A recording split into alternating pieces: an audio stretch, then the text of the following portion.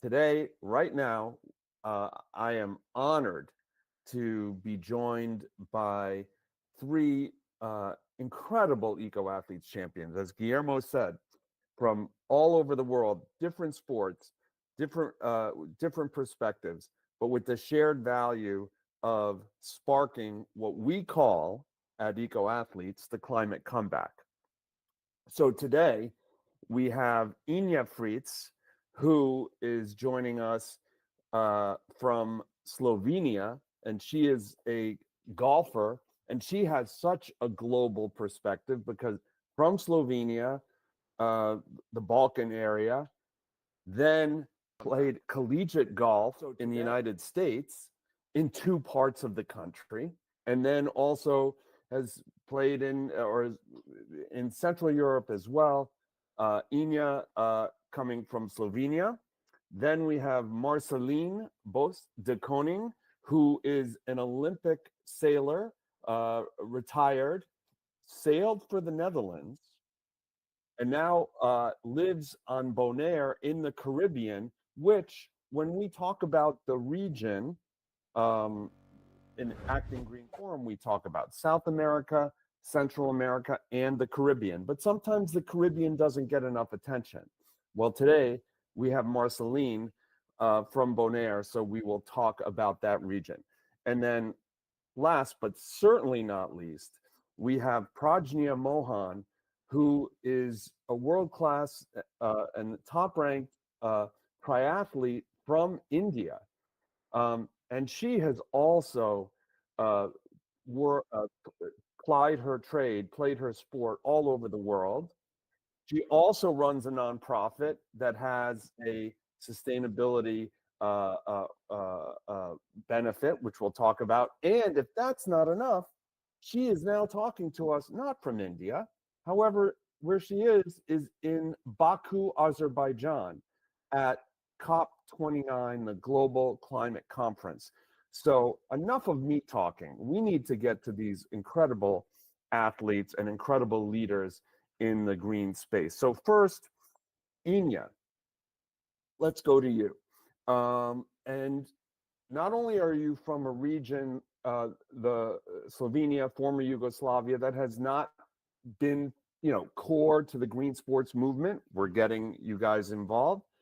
You also play a sport, golf, that maybe folks don't consider it in this kind of sustainable sports movement. But golf and the environment are linked like this. So first, let's talk a little bit about your sport. What are some of the biggest environmental concerns that and sources of emissions that come from golf? Hi, thank you, Lou. So as we all know, golf is an outside sport, so which means weather really makes a huge difference when we play out there. It really severely impacts us as players, and then it severely impacts our course, so where we play at, and that means there can be a lot of potential hazards when we talk about the golf course management. So if there's severe drought, if there's floods, that means we cannot play as if we were to play tournaments or even as hobby. And then when we talk about players, when it comes to severe heat, that can lead to heat stroke, or severe hydration performance issues. And that happened before at our tournaments. We had some issues like that, especially in the summertime. And so in golf, you played collegiately, you're tuned into the pro golf world in Europe. How do you see the golf world kind of getting involved with environmental or climate solutions, if at all? Where is the industry right now? So I haven't noticed much in the US. Unfortunately, there are some tournaments that are getting more and more um, sustainability aware. They're trying to reduce their waste, trying to reduce their water usage. The movement is much bigger in Europe, especially in Finland, where a lot of courses are creating totally sustainable courses, um, which means less electrical use or more electrical use and less um, CO2 emission based fuels for the cutting the grass, using it for the country clubhouse, um, then creating biodiversity spots on the golf course, which are able to be used for educational purposes or just for the nature to thrive better.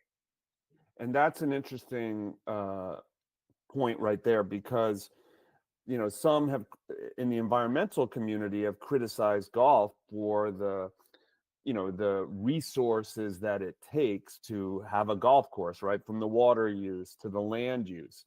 However, there are some folks and organizations like Golf Environment Organization, GEO, um, and others, and superintendents at golf courses in different places that are looking to turn that around, and the concept of rewilding. Can you talk about like what do you see about rewilding and how golf can contribute to it, or vice versa?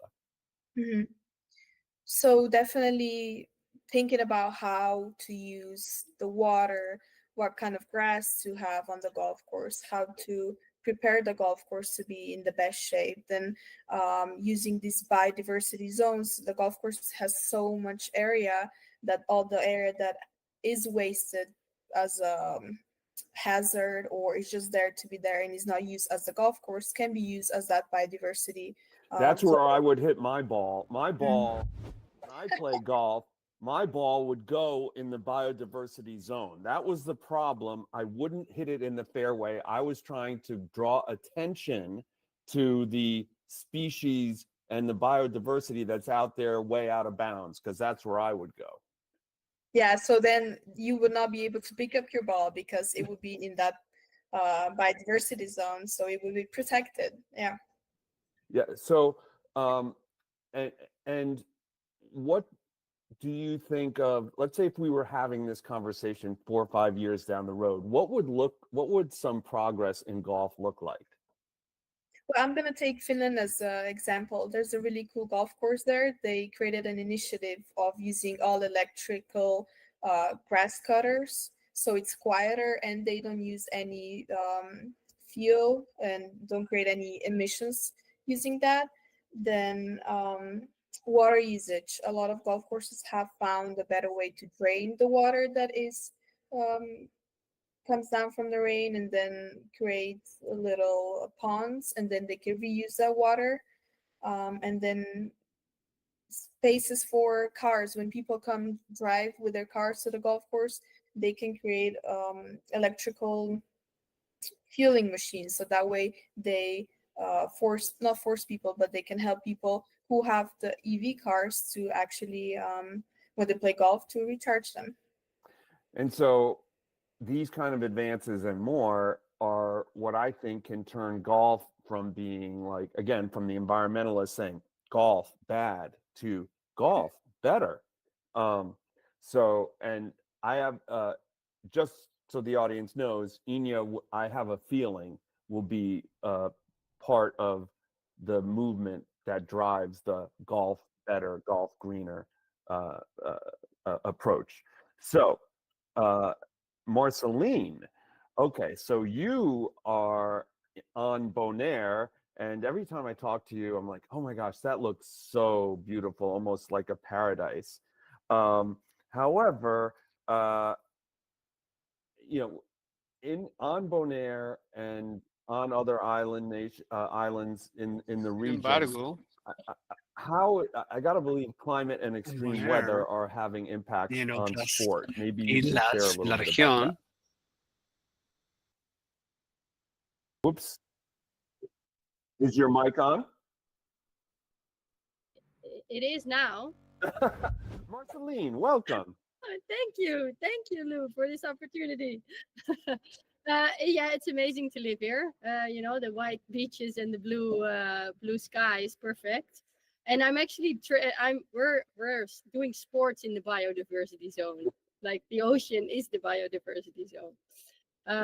But it's interesting to do sports here, especially during the heat. Like we have three kids, and they do intercellular tour, and then they compete running or playing athletics, and they do that between 2 o'clock and 4, which is really hard because it's really warm. And then at this point, I mean, weather is changing everywhere, but we've had lots of rain, lots of rain. Like it's hard to even stay on the roads because the roads were flooding, which also says something about the infrastructure, but also about the amount of rain that fell during one day. So it's definitely interesting to play sports here due to the climate, but definitely because the heat is more on at the moment, and there's hardly any breeze, and that hasn't been happening. Like if you look at the weather pattern for the last 25 years, it was always windy. There was just a zone in October that would be a little bit less, but this year the weather has been more warm, more extreme rainfall, and less breeze, which is really hard because we live in Bonaire. So the only thing we do is sail and windsurf, almost for me. And if you don't have breeze, you don't sail. Yeah, exactly. Like the island attracts divers and attracts windsurfers, kite surfers, wing foilers. So it's definitely important to have a good climate here. And is this conversation about climate change, as it relates to sport, is it a thing yet in Bonaire? And if not, how might you think of making it a thing? It's actually shocking. I found out last week they have a physical test at the elementary school, and they do certain things, and then there's an average, of course. And I learned that 44% of the kids in elementary school don't make the bar of physical tests. Mm, So that's 44%. That's too much. that's terrible. Yeah, you need sports for mental health, the physical health. You need to do sports, especially in a younger age. It gives you so much team building, perseverance. Well, yeah, I mean, we're all with athletes surrounded, so they know. So it's for me that's so shocking, and they really try to change because it's they have to do 2 hours of gymnastics at school during the week, and then they do extra lessons as well. And, So first of all, we need to change the whole priority on sports, and that more kids actually play sports and watch screens a bit less, I guess. and hopefully, but if the climate is hospitable to it, great, but it makes it harder. That number is probably higher. That number of inactive kids is probably higher because it's so darn hot a lot, and they choose not to play. And so it's all linked. Yeah, Uh, yeah, and it's good that the people are actually innovative. So and they really try and have really cool stuff happening. Like we have a pool in the ocean. I mean, swimming is ideal, of course. And then they have all different setups to try to keep the heat down and more kids playing. And there's really cool interactive soccer fields. They're not happening yet on the island, but we're definitely focusing on getting interactive soccer fields. So we actually know how much we run, how fast we run, and all that data gives kids again, an impulse to do more sports. yes, what gets measured gets managed, and what gets managed matters, or something like that. So now let's open up let's widen the lens a little bit, because you live on Bonaire. However, when you were an Olympic sailor, you sailed for the Netherlands, which is where you are from, and now you are a broadcaster for covering sailing, um, as you did for Paris 24 on Netherlands on a Netherlands network. How is like, because sailing is so weather dependent. It may be like, as we said, if there's no wind, there's no sport. how do you talk about climate in a sportscast about sailing where people might just say, I just, stick to sports? Like how is that? Yeah, it's difficult actually for the sailors and the windsurfers. It's so clear because we have little booklets, and then we note stuff like about the wind, about the breeze, the temperature of the water, how high the waves are, and then we set our material for that. So we have a book, and my books date back from like years ago. That Yeah. I'm not gonna tell my age, but and then you can see that every time we had a race in France in April, always busy, always. Now you know for sure that 2 days you cannot sail because there's no breeze anymore. So that happens over the last 25 years. And then if you talk about on national television, you don't. I do not like the whole climate stuff and tell people to get scared. Too many scary stuff out in the world already. So if you base your facts on facts, people don't really want to listen, and if they get really scared, they tend to not act anyway. I'd like to present ourselves that every tiny drop in our ocean helps. So if we all bring a little tiny drop, then we can start the wave going. And that's really important. So every tiny thing you can do, you can start now or in an hour, or don't don't wait for tomorrow, but start now and do a little bit. And all the little things, they just help, and then you go from there. Uh, I'm going to say I agree. And so my way of looking at it is I actually think scaring or saying what the problem is not a good way to go if that's all you do. And that was where we started, right? Not scaring and not saying the problem, to me, is also not the way to go, because then people won't see it as a problem. So I think it's like a dance, like problem, solution. You need to, you can't shy away from the problem. However, you need to say, okay, here's the problem, here are the solutions. And that's where, Marcelien, where I agree with you, is that the small steps matter, and that leads you to take bigger steps and leads you to maybe ask for systemic change. So it's that inflection point that I think is really important. And so thank you for that perspective. And now we go to one of the like kind of hot spots, not temperature wise, but world news wise in the world right now, which is Baku, Azerbaijan, and Pragnya Mohan, our eco athletes champion, who is the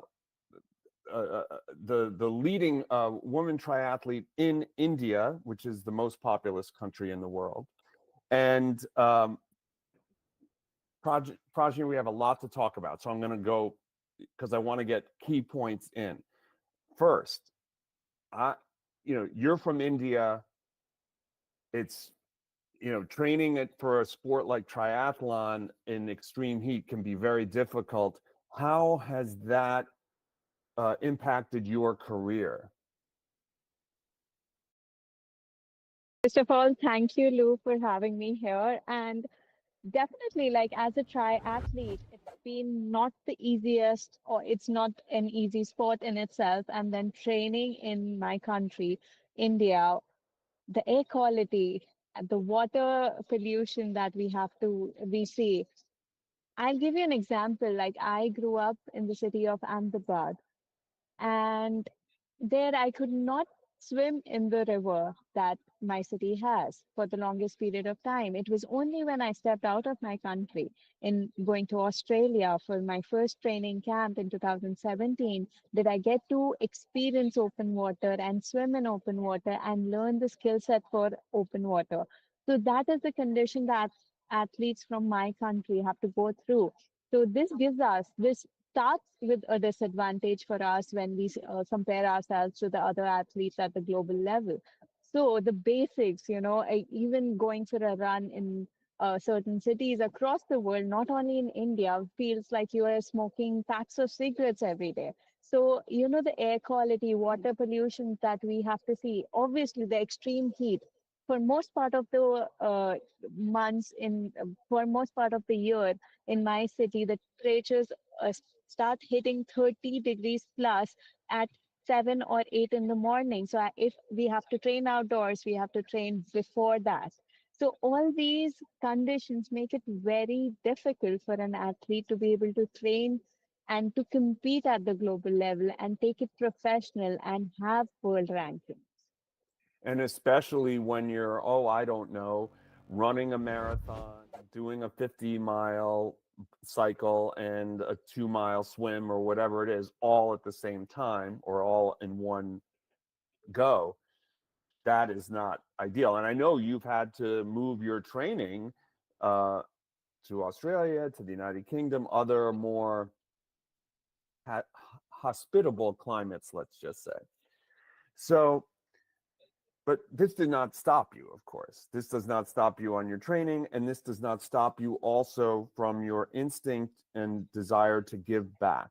And you've created a nonprofit, and if I'm going to try and pronounce it, forgive me if I don't do it correctly, Ek Cycle, and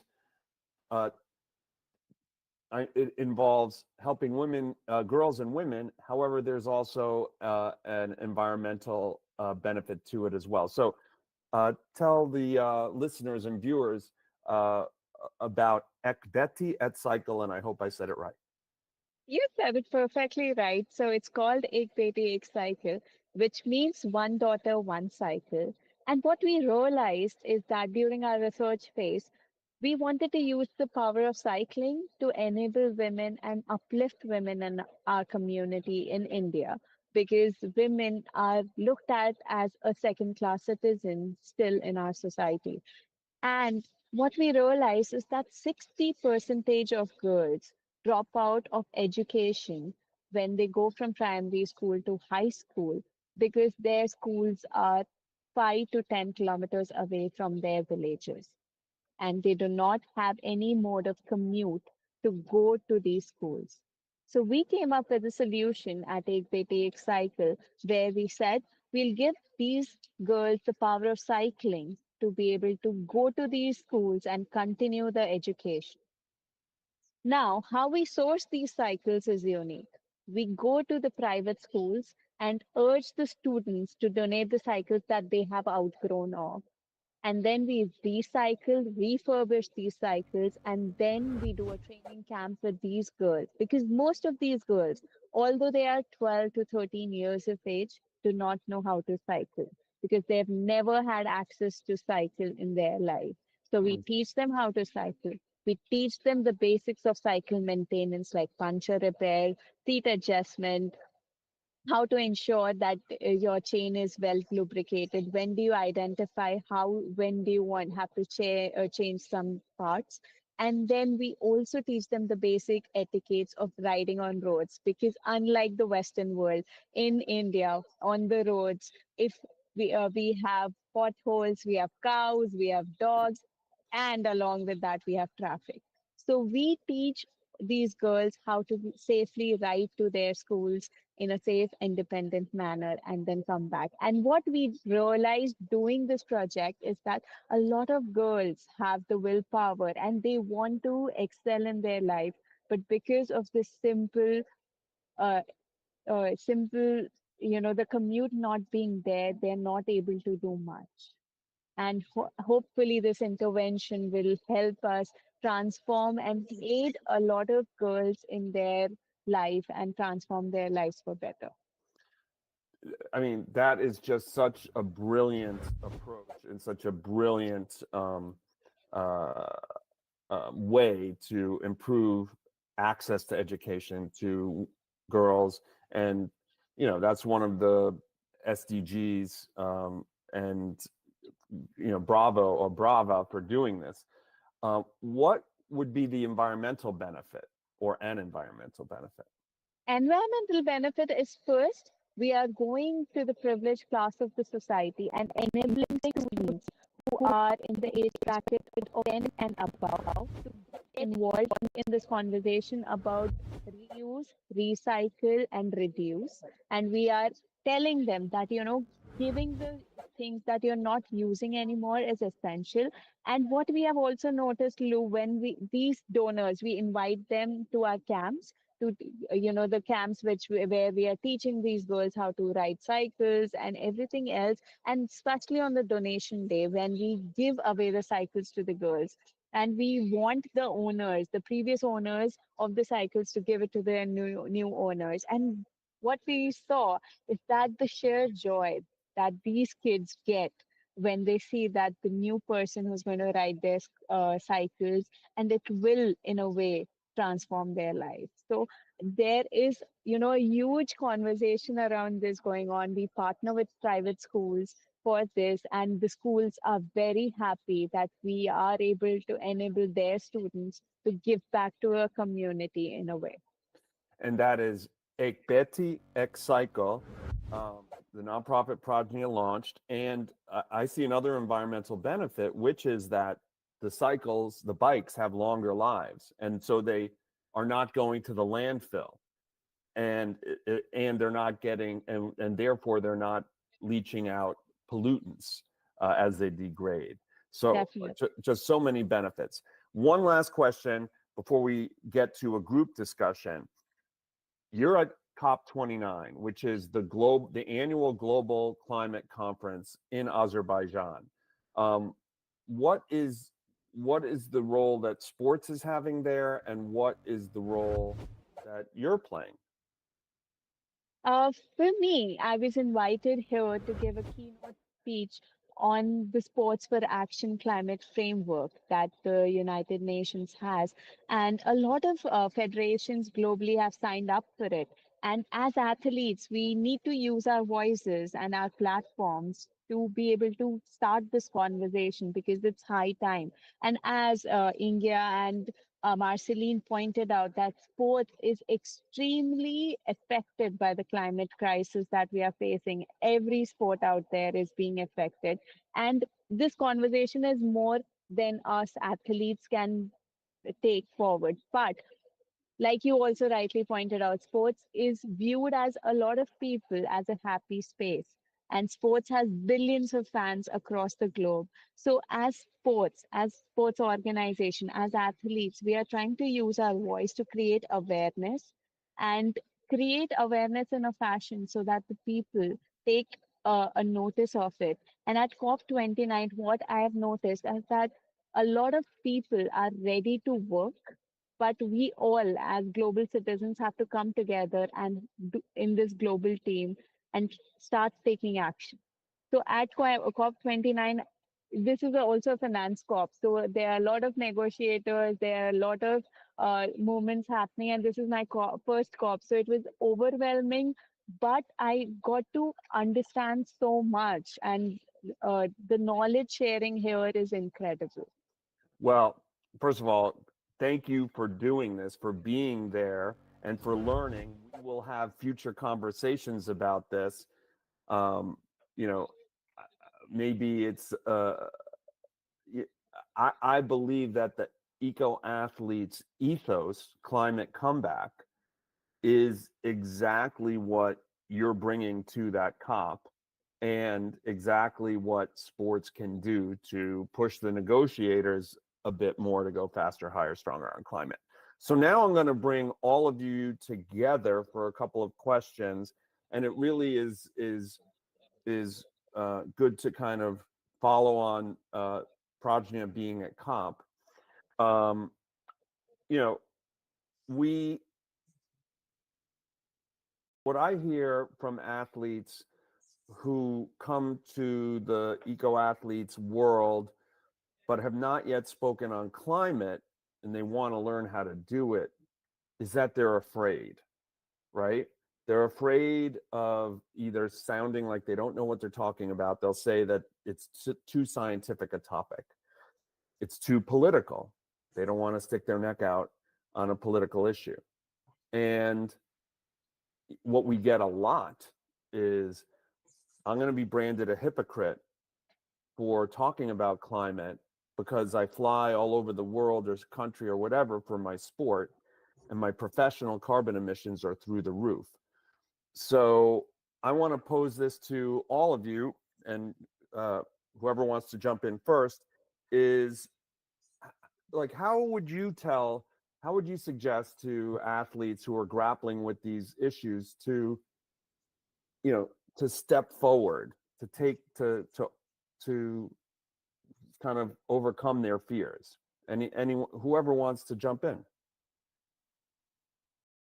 Oops, Inja, you're there. You I'll are. start if that's okay. Now we hear you. Yeah, okay. So, from what I saw in eco athletes and in any kind of environment, it's really nice to have people who are maybe not experts, but they're doing something towards something better and they have some knowledge about that. So when you have 10, 20, now 180 people who are working towards this, they all have their own knowledge. So you can share that. So you learn more, they learn more. So even if you don't know enough, you are going to learn if you go out and expose yourself to that kind of environment. And then, second, being afraid of being too political. I think we are we should not be afraid to be political because we live in this world. We all share the same space, we all breathe the same air, we all see the same nature, and we all are then exposed to those threats. So it's not about being political, it's about how do I want to live, in what kind of environment do I want to live. Do I want to smell nice air, or do I want to be covered in CO2 emission, uh, pollutants, and drink polluted water, and then become unhealthy because of that and get various diseases because of that. And then third, what was the third part? I don't even remember, but I think you crushed it on 1 and 2. Yeah, I'll leave someone else to answer all of the other parts as well. Anyone else? Well, I really like what Inja said, that you have to read on knowledge, that you actually know what you're talking about, and I think that information will give you a boost to actually speak up and do something. And for me, like, I'm on an island, so to not fly, it's impossible. In Holland, in the Netherlands, it was pretty okay, and we said within 600 kilometers we're not flying, and I tried not to fly at all. But now it's just impossible. Like, I had an event Monday, the International Sports Week of Curacao, so I have to fly. But then I can change my footprint on food. So if I cannot do one thing, then I can do something else. And I think everybody's private situation is a little bit different. So choose for your own, in your own atmosphere, what you can change, and then speak up, and then other people can change their behavior or their way they're living as well. I think that's like the drop and the wave I talked about before. Perfecto. Pragnya, anything to add? I think I started with the same fear, Lou. Last year, when we started having this conversation, I remember that I was very fearful of being titled an hypocrite because my carbon emissions, because of my sport, because of my professions, were up the roof. But I feel like we had this discussion. It is essential that we have a platform as athletes, and we need to use our voices to be heard because every profession is different and our profession requires us to travel. And if we want to be world class athletes, unfortunately the federations, until they kind of make our calendar such that uh, we can live without flying, we have to travel by flying. So I think you made it very clear, and obviously, like both of them said, information, awareness and knowledge is what will make you better at it and confident that you can speak about such issues, because it is a very evolving space. It is still a discovery of a lot of alternatives that we are trying to do. So awareness, and I think also at a sport organizational level, there could be awareness and knowledge sharing sessions which could be organized for all the stakeholders, be it athletes, admin staff, or sponsors, or fans and followers, and spectators. Amen on all. And this topic that we just got onto now could be a whole panel. Just this. And but we're at the end. I'm just going to add one thing. Athletes have gotten to the elite level of their sport, and we have three right here, by overcoming obstacles, overcoming fears, overcoming course corrections. Marcelien, the wind changes. You got to change. Stepping out and talking about climate and the need to have climate solutions. If you're going to get criticized, if they are legitimately looking to solve a problem, hey, that's an opening to have a real conversation. And athletes have that megaphone to make that conversation count. If someone wants to criticize just to criticize, well, what are you going to do? That's trolling. You can't change that. So we, as eco athletes, have, and this group right here, audience, you're listening to three of the world's leaders in this space. We work to go past the fear, to take on the hard questions, and then to move forward. And that's what athletes do. So thank you all. Guillermo, did you want to jump in? Because we're at the bottom of the hour here. Oops, I think you're No, I'm here. I'm just I'm listening.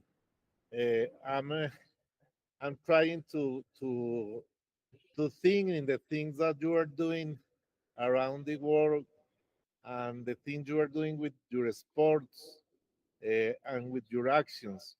Leo, I think it's great to have real examples, real people, because down here in Latin America, our athletes in general doesn't have the information or the education in these things. So that's the main issue. I think it's a handicap for them to act, to do something.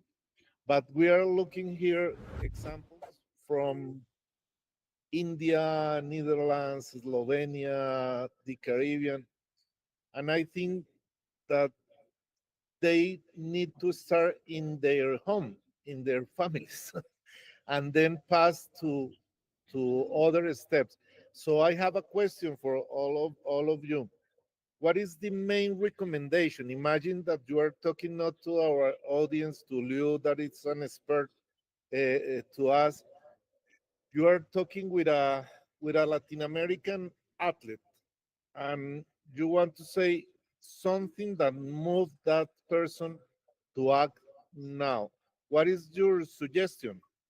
What is your uh, advice? If I can answer that, Lou. go right ahead. He's talking to you. He hears There's- from me. He hears from me all the time. He doesn't need me to talk. Well, I like to have like points on how to do like to make it real. There's one thing. There's a book called "How Bad Are Bananas." That book says all the normal things you use, and it states the impact on our climate. So that's really easy. If I eat a banana, how much impact does that have on the world? If I drink a cup of coffee, if I buy jeans, what does it do?